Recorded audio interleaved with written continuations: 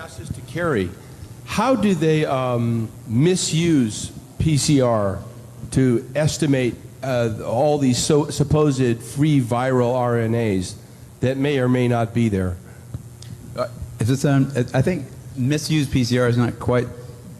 I don't think you can misuse PCR. Actually, no, the results, the interpretation of it. See, if you can say, if they could find this virus in you at all, and with PCR, if you do it well, you can find almost anything in anybody. It starts making you believe in the sort of Buddhist notion that everything is contained in everything else, right? I mean, because if you can amplify one single molecule up to something that you can really measure, which PCR can do, then there's just very few molecules that you don't have at least one single one of them in your body, okay? So that could be thought of as a misuse of it, just to claim that it's meaningful.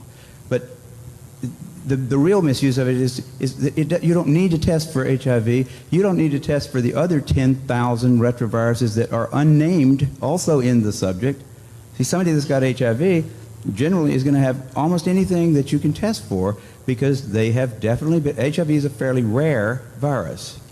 There's only 1 million of us out of 250, 300 million people in America that have that virus. So you have to get around. Either your mother had to have it and pass it to you, or you have to really be paying a lot of attention to people that do have it and paying only attention to them and get a pretty good chance of getting it that way. It's hard to get it, but if you have it, there's a good chance you've also got a lot of other ones because you've been in the market for it's been possible for you to get a lot of. To test for that one and say that has any special meaning is what I think is the problem. Not that PCR has been misused. It's like. It's not an estimation. No, it's a really quantitative thing. It tells you something about nature and about what's there, but it allows you to take a very minuscule amount of anything and make it measurable, and then talk about it in meetings and stuff like it is important. See, that's not a misuse. That's just sort of a misinterpretation. Even after all these PCR, this quantitative PCR, that if you just get down to a basic virological count, it's still 1 in 1,000 to 1 in 10,000. HIV in 1 to 1 in 1,000, 1 in 500 to 1 in 1,000 T cells. It is. No, there's very little of what they call HIV, and what's been brought out here by Philpott and Isai already. The measurement for it is not exact at all. It's not as good as our measurement for things like apples. An apple is an apple.